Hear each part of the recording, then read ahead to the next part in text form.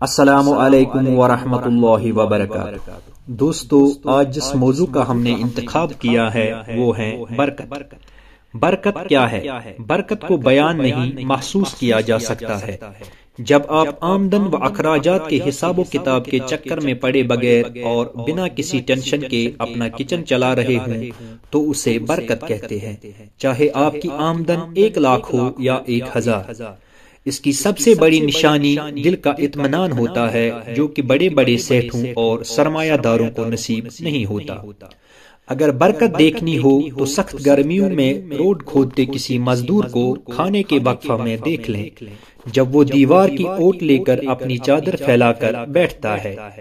اس کیفیت میں جو قرار اور دلی اطمینان اس کو محسوس ہو رہا ہوتا ہے، وہ کسی لکھپتی کو میک ڈونلڈ اور KFC کے مہنگے برگر کھا کر بھی نصیب نہیں ہوتا۔ برکت کی ایک صورت یہ بھی ہے کہ اللہ تعالیٰ آپ کو اور آپ کے گھر کے افراد کو کسی بڑی بیماری یا مصیبت سے محفوظ رکھتا ہے۔ انسان ہسپتال اور ڈاکٹروں کے چکروں سے بچا رہتا ہے، یوں اس کی آمدن پانی کی طرح بہہ جانے سے محفوظ رہ جاتی ہے۔ برکت کی ایک صورت یہ بھی ہے کہ آپ کی بیوی قناعت پسند اور شکر گزار ہے، وہ تھوڑے پر راضی ہو جاتی ہے، کپڑوں، میک اپ اور دیگر فرمائشوں سے آپ کی جیب پر بوجھ نہیں بنتی، یوں آپ کو اطمینان قلب کے ساتھ ساتھ مالی مشکلوں سے بھی بچا لیتی ہے۔ برکت کی ایک صورت یہ بھی ہے کہ آپ کو اللہ تعالیٰ نے نیک اور شکر گزار اولاد عطا کی ہو، وہ اپنے دوستوں کی دیکھا دیکھی آئے دن آپ سے نئی نئی فرمائشیں نہیں کرتی بلکہ شاکر رہتی ہے۔ برکت کا تعلق مادی ذرائع کے برعکس اللہ تعالیٰ کے غیبی امداد سے ہے۔ یہ تو تھی مال اور آمدن میں برکت، اسی طرح وقت اور زندگی میں برکت ہوتی ہے۔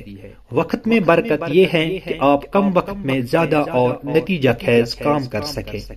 اسی طرح عمر میں برکت یہ ہے کہ آپ کی زندگی برے کاموں میں خرچ نہ ہو رہی ہو بلکہ اچھے کاموں میں صرف ہو رہی ہو۔